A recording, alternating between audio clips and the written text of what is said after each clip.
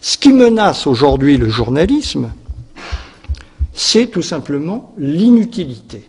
Et c'est d'ailleurs un peu ce qui est en train de se passer avec le « tous journalistes ». Parce qu'en effet, la frontière entre le journalisme offert et ce que chacun peut penser à sa portée dans le commentaire est très ténue.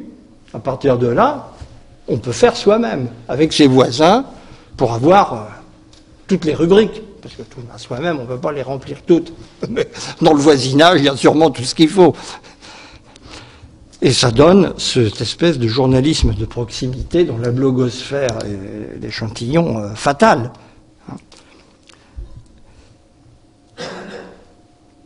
Ça veut dire chercher la plus-value informative, laquelle ne peut être que la singularité du propos appuyée sur le savoir et le comprendre. Tout le monde peut juger, et ne fait que ça, d'ailleurs. Nous passons notre journée à exprimer des jugements.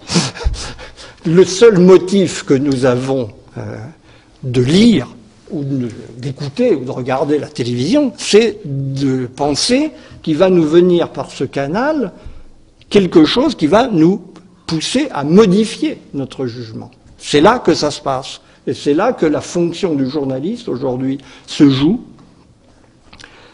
dans sa claire humilité de médiateur. Je prends deux petits exemples illustré par l'actualité tout à fait récente de ce que nous venons de vivre.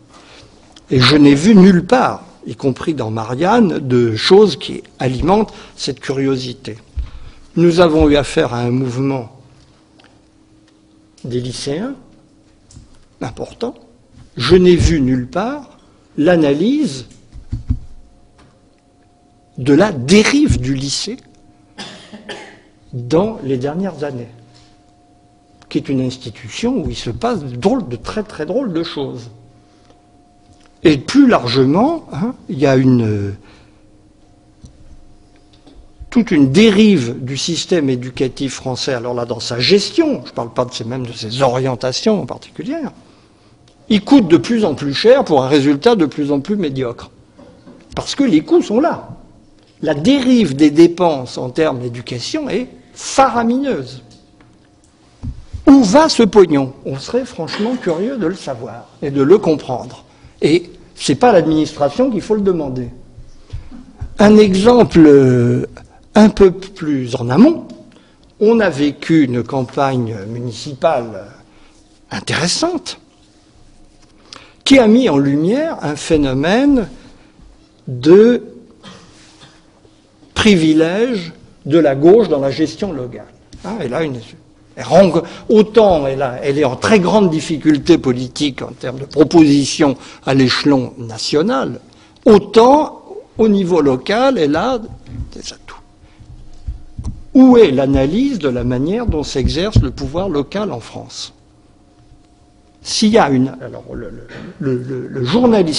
lacune dans le journalisme politique, mais pas que dans le journalisme politique, allez chercher dans la science politique en France une analyse du pouvoir local, vous ne la trouverez pas.